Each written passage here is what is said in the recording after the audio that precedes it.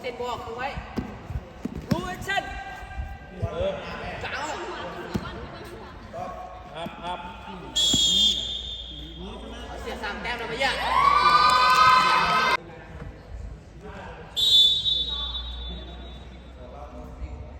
พอ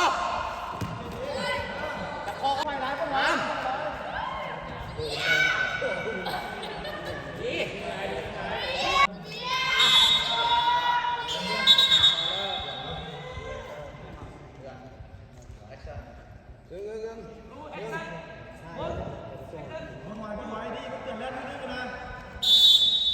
ขาแล้วมันยากน้ำขึ้นเลย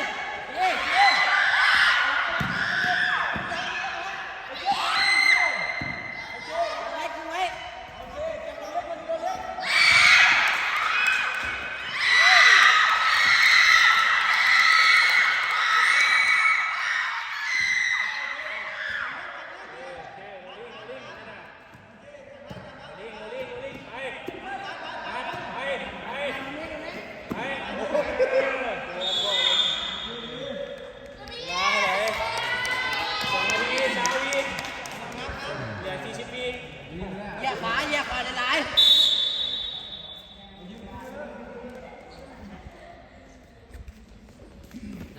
ไป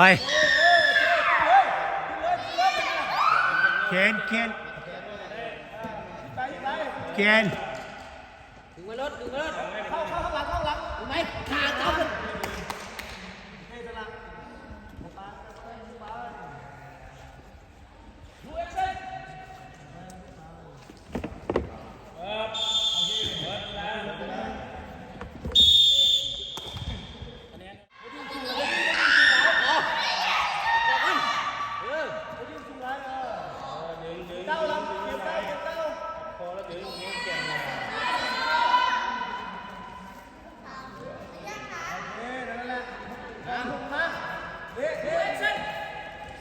ดี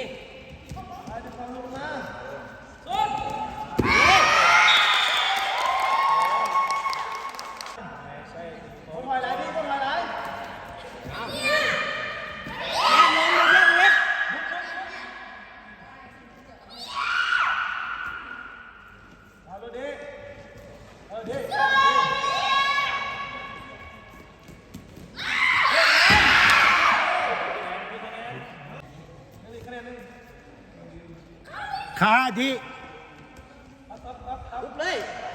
ไม่แย่ไปเนี่ยล็อกเลย